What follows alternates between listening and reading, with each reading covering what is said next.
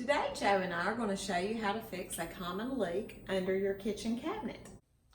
A lot of times, Joe and I get the call that there's water all underneath my cabinet, and one of the most common things is if you have a pull-out sprayer, the first thing you want to do is pull it out a little bit, and then you're going to turn on your water gently so you don't get a shower. Anyway, you can see that the threads are loose.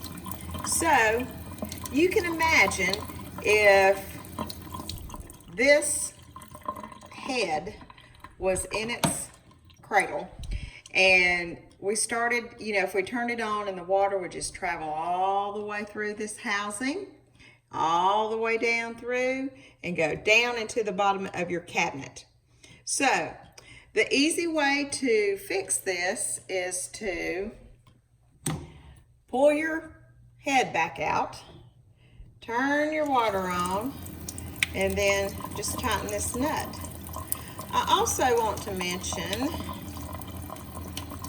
okay, now we've got the nut tightened, and that's great, but a lot of times over the years this hose will wear out. Sometimes it'll get a pinhole in it, so you want to be sure and double check this too. Manufacturers will usually send you a new hose if you need one. So, it's really just that simple.